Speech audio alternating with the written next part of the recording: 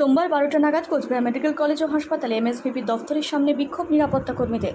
তাদের দাবি হলো যে সামনে পুজো, কিন্তু এখনও বেতন পায়নি তারা।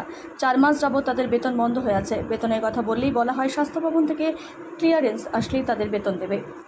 তার বলেন যে এইভাবে বেতন না পেলে দিনের পর দিন পরিবার কীভাবে চালাবো কিছুই বুঝতে পারছি না, তাই আমরা বাধ্য হয়ে আজকে বিক্ষোভে সামিল হয়েছি। তাদের এক সদস্য জানান, যদি আজকের মধ্যে আমাদের দাবি না মানা হয় আগামীকাল থেকে কর্মবিরতি সহ বৃহত্তম আন্দোলনে নামব। এ বিষয়ে এমএসভিপিকে প্রশ্ন করা হলে তিনি জানান যে তিনি 3 সপ্তাহ হয়েছে চার্জ নিয়েছেন। চার্জ নিয়ে তিনি সব বকেয়া বিল স্বাস্থ্য ভবনে পাঠিয়েছেন। আশা করছেন যে খুবই দ্রুত সুরাহা হবে। নিরাপত্তা কর্মীরা পুজোর আগে সব বকেয়া বিল পেয়ে যাবেন বলে তিনি আশ্বাস দেন। তিনি আরও জানান যে এভাবে নিরাপত্তা কর্মীদের কাছে রাখা হয়েছে তা অবৈধ। কোনো রকম নির্দেশনামা না মেনেই আগের এমএসভিপি নিজের মনের মতো করে কাজ করতেন, তাই ওদের বিলের ক্ষেত্রে একটু অসুবিধা হচ্ছে। তিনি আরও জানান যে খুব দ্রুত এই বকেয়া মিটে যাবে। আমরা সকলে নিরাপত্তা কর্মীদের পাশেই রয়েছি। আমাদের এটা এখানে স্যারের এখানে আসার এটা আমাদের আজকে গেট থেকে আসার উদ্দেশ্য হচ্ছে আমরা 4 মাস থেকে বেতন পাচ্ছি না। আমরা স্যারের ওখানে গেলেই আমাদের যখন এখানে অফিসার আছে তার সঙ্গে কথা বলতে গেলে আমাদের কাগজ দেখাচ্ছে, ভেতরে বলছে তোমাদের কাগজ স্বাস্থ্যভবনে পাঠিয়েছে, স্বাস্থ্যভবন থেকে আসবে, অর্ডার হবে, তারপরে না আমরা তো এইভাবে চলতে পারছি না।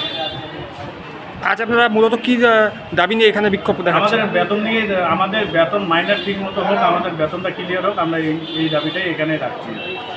শোনা গিয়েছে যে 4 মাস ধরে আপনাদের বেতন বন্ধ। হ্যাঁ, 4 মাস থেকে আমাদের বেতন বন্ধ। আমাদের 4 মাস পরে আমরা কথা বলতে আসছি।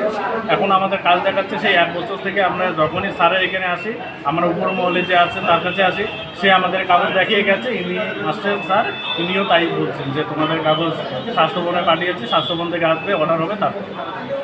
আপনার নাম? আমার নাম পাবন বর্মা। দীর্ঘ 4 মাস ধরে তারা বেতন পাচ্ছে না, পাশাপাশি যদি বেতনটা না পায় তারা কর্মবিরতিরও ডাক দিয়েছে কালকে থেকে।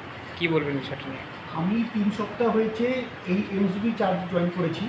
আমার যিনি পূর্বতন এমএসবি স্যার ছিলেন, তো ওনার আমল থেকেই ব্যাপারটা চলে আসছে।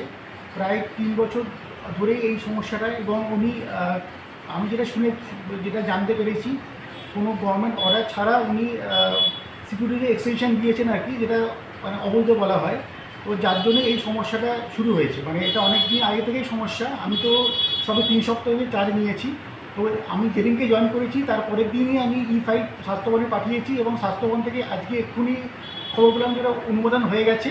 তো ওরা খুব শীঘ্রই, আশা করি পুজোর আগেই, মানে কয়েকদিনের মধ্যেই ওদেরকে আমি পুরো বেতন দিয়ে দিতে পারবো।